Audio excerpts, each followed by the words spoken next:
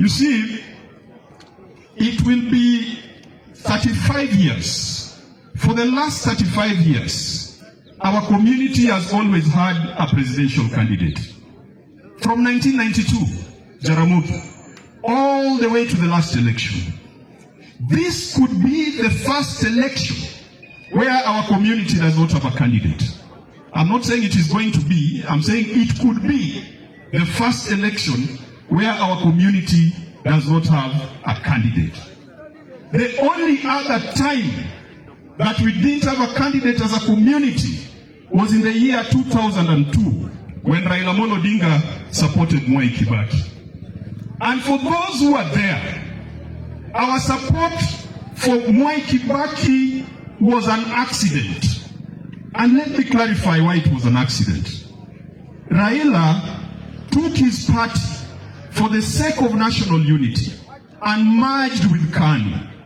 Mpaka watu wakasema, jogoo imemeza tingatinga. Raila became the Secretary General of KANU. He became the Minister of Energy. Adua Witi became the Minister for Planning. Orwa Ojode and Peter Odoyo became Assistant Ministers. Moses Kajwang became the Secretary for Legal and Constitutional Affairs in KANU. Moi gave us a taste of government.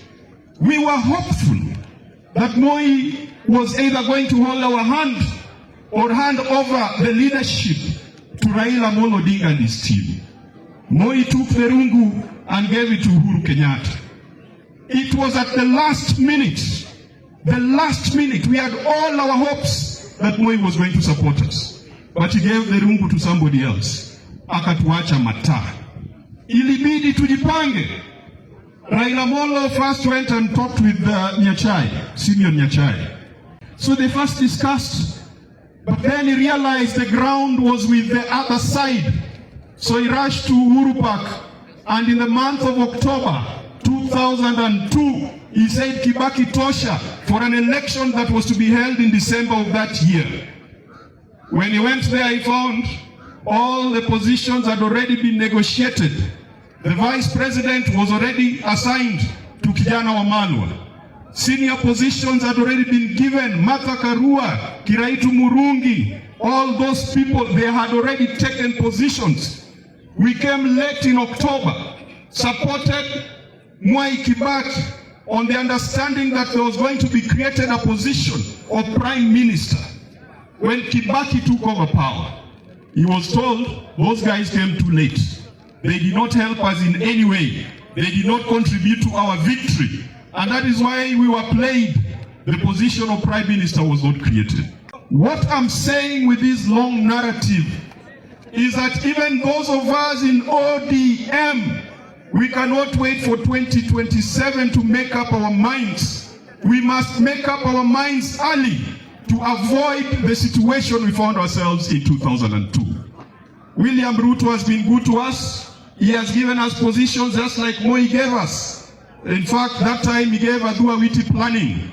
This time he has given us the national treasury and economic planning. And so, we must decide early so that we have clarity, we know what lies ahead of us. We cannot demand too much from William Ruto now because we didn't give him the votes. But if we are to give him the votes in 2027, we must agree on what our community gets. And what our community gets is not just about positions. It is not just about a deputy president. It must be anchored on a development agenda that is geared towards resolving the historical marginalization and injustice that this region has gotten.